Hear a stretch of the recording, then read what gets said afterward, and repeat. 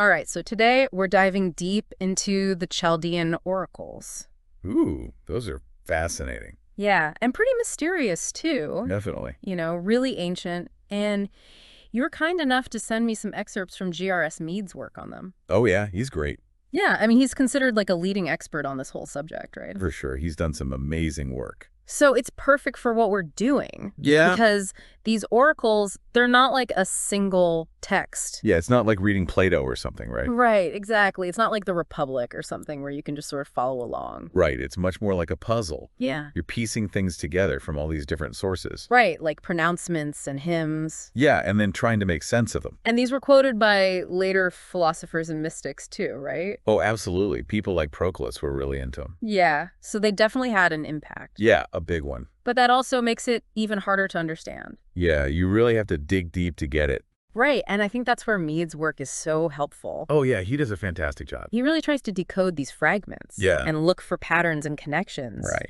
So let's jump into some of these big ideas, shall we? Okay, yeah, let's do it. One that really stands out to me is this concept of the Father. Oh, yeah, that's a central one. But it doesn't seem like the traditional God we might think of. No, it's much more abstract than that. Yeah, what is it then?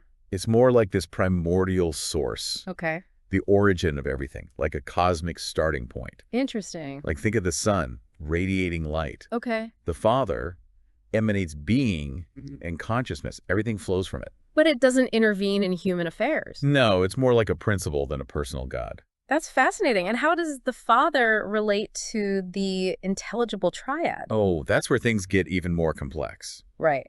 Mead mentions it a lot. Yeah, it's a core concept. So what is it, like, in simple terms? Okay, so imagine the Father as this ultimate unity. And from that unity comes this threefold expression. That's the triad.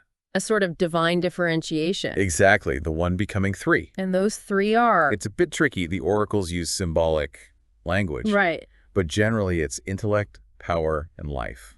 Wow. Okay, that's a lot to unpack. Yeah, it's like the blueprint of reality. Like the fundamental forces that shape everything. Exactly. So we have the Father, this triad, and then Mead talks about fire, which seems to be a big deal in these oracles. Oh, absolutely. Fire is huge. What's the significance there? Well, it's not about literal fire, of course. All right. It's more of a symbol, a metaphor For what? for this divine energy. Okay. The creative power that flows from the Father through the triad and into the cosmos. It's what drives creation. Exactly. And also the ascent of the soul back to its source. So it's both a creative and a transformative force. Right. It's about both the beginning and the ultimate goal. Wow, I see. So when we encounter these phrases like, from the flower of fire, another intelligible triad proceeded, we're not supposed to take them literally, right? No, not at all. It's all symbolic. More like poetry than a scientific textbook. Right. It's about conveying deeper truths through imagery and metaphor. Okay, that makes more sense. And Mead spends a lot of time analyzing that symbolism. Right. He points out that fire was a common symbol in many ancient cultures, Okay. representing purification, transformation,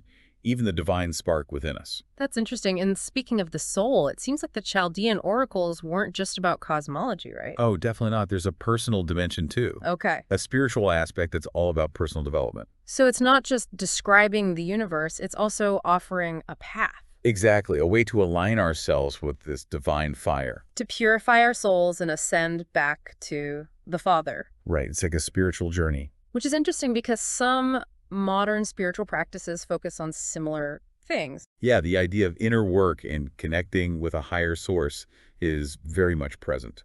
Though even with Mead's commentary, the language can be pretty dense. Oh yeah, it's definitely challenging. It's like we're trying to understand a conversation that wasn't meant for us. Yeah, it's like eavesdropping on an ancient mystery school. Trying to piece together fragments of a lost tradition. Exactly, which is part of the allure. Right, it's like a puzzle, but one with eternal stakes. And that's what makes it so captivating. Exactly, this feeling of uncovering something ancient and profound.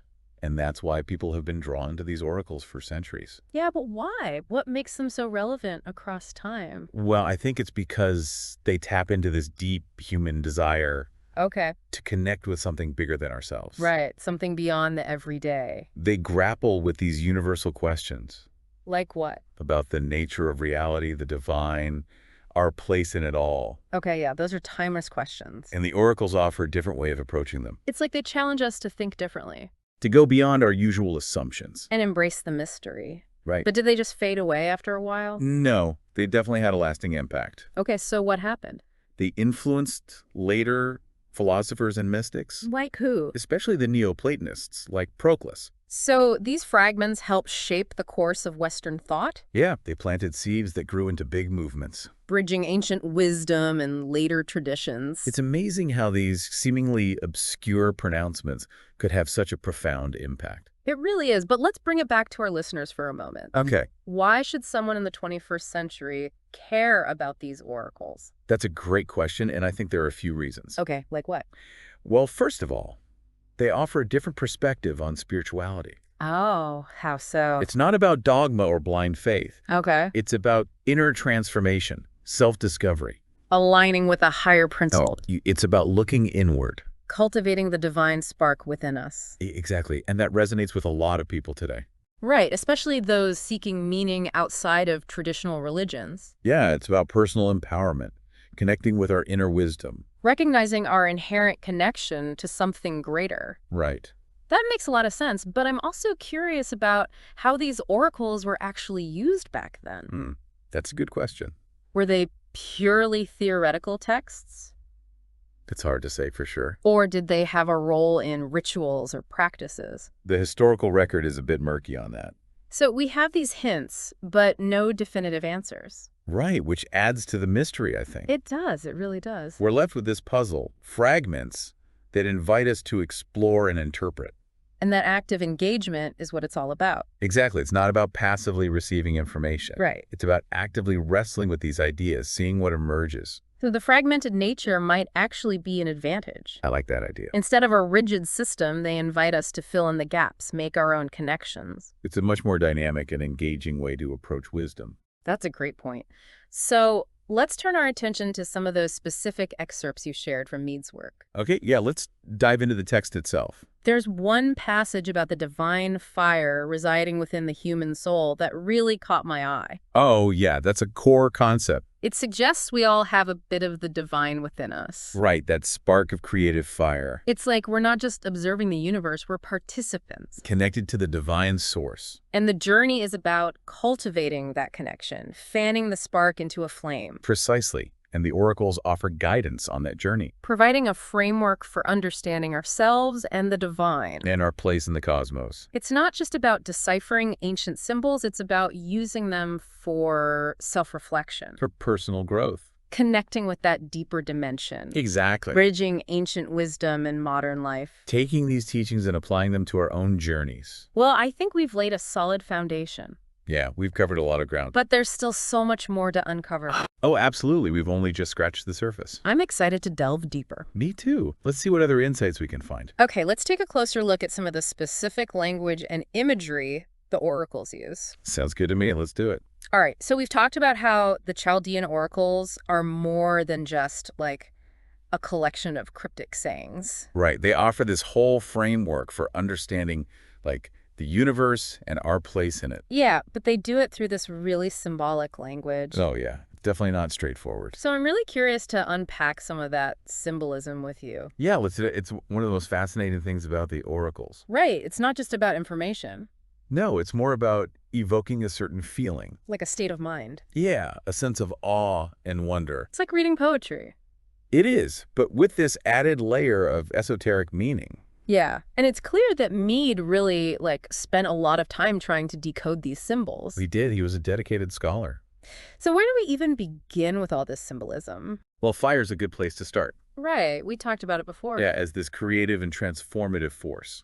But I'm curious, how does that play out in the context of personal transformation? That's a great question. Fire, in this context, represents purification, Okay. refining the soul, burning away impurities. The things that hold us back. Exactly. And it's not always a comfortable process. Right. Mead mentions ascending through fire, which sounds pretty intense. Yeah, it definitely suggests some challenges. What do you think the oracles are trying to convey with that kind of imagery? That spiritual growth requires effort. Okay. You have to be willing to confront your shadows. To let go of the things that no longer serve us. Right. It's not about passive belief. It's about actively working on yourself. Yeah, engaging in that process of transformation. So it's not a comfortable journey. There's a sense of burning away the old to make way for the new. Exactly, and that's where the fire imagery comes in. Are there other symbols that work alongside this idea of fire and purification? Yes, light often appears in conjunction with fire. Light. Okay, what does that represent? It represents illumination, the insight that comes from connecting with the divine. Like a moment of clarity. Yeah, when things become clear, when you understand yourself and the world better. Light has always been a metaphor for knowledge. Right, and in the oracles, it suggests that spiritual growth involves gaining that knowledge. Shedding light on the hidden aspects of ourselves. Exactly, and it's not an external light. No. It's about awakening the inner light, the divine spark within each of us. That's a beautiful way to put it. The oracles remind us that we're connected to that source of light. So fire and light, both powerful symbols. Right, one transforming, the other illuminating. Working together to paint this picture of spiritual growth. Yeah, and there are other symbols too, like images of ascent. Ascent. Yeah, things like chariots, wings, ladders. Okay, what do those symbolize? The upward journey of the soul, transcending limitations. Rising above the mundane. Exactly, breaking free from the confines of the ego. And connecting with something higher. That's right, expanding our awareness, aligning with the divine. Those are powerful images. They really capture that sense of liberation. And that's what the spiritual journey is all about. It makes you wonder, though, like, how did these abstract concepts translate into lived experience in the ancient world? That's where things get a bit trickier. How so? We don't have a complete picture of how the oracles were used ritually. Right. The historical record is fragmented, like the oracles themselves. Exactly, but we can make some educated guesses. Based on the texts and what we know about ancient practices. Right. We know the oracles were influential in mystical circles. Okay. Some scholars think they were used in thrakergy. What's that? It's a practice aimed at uniting with the divine. Through ritual and invocation. Exactly. Imagine someone reciting these verses. Invoking the divine fire, seeking a higher state of consciousness. It's a powerful image. It is. It's just the oracles were meant to be experienced, not just studied. Right. They were part of a living tradition. And that experiential dimension is something that still fascinates people today. Oh, absolutely. We still crave that connection with the divine. Even if we don't have the same rituals. That desire is timeless. So even though the oracles come from a specific time and place, Right. They were written in a particular context. they explore these universal themes. Transformation, connection, the ascent of the soul. These are things that all humans can relate to. They speak to something deep within us. That's what makes them so enduring. Yeah, they transcend cultural boundaries. So let's talk about the historical context a bit more. Okay, what do you want to know? Who are the Chaldeans? And how did their teachings end up influencing the Greco-Roman world? Well, the term Chaldean itself is a bit of a puzzle. How so? It originally referred to a people in southern Mesopotamia. What's that, like modern-day Iraq? Yeah, but by the time the oracles emerged, Okay. Chaldean had become more of a cultural designation. So it's not about ethnicity, Not really. It's more about a specific tradition of knowledge. like a way of understanding the world. Exactly, and that tradition was a blend of different influences. Like what? Babylonian, Egyptian, Greek ideas. It reflects the cosmopolitan nature of the Hellenistic world. Right, where different cultures were constantly interacting. So how did these Chaldean teachings travel from Mesopotamia to the Greco-Roman world? It was probably a combination of things. Okay. Travelers, scholars, traders, they all played a role. Spreading ideas along trade routes. Yeah, think of it like a spiritual Silk Road. I like that analogy. Wisdom traditions traveling alongside goods and spices. It really speaks to the interconnectedness of the ancient world. And once these teachings reached the Greco-Roman world, they found fertile ground. Yeah, they really took root. They influenced philosophical and mystical movements. Like Neoplatonism and Hermeticism. Exactly, they provided a language for exploring spiritual truths.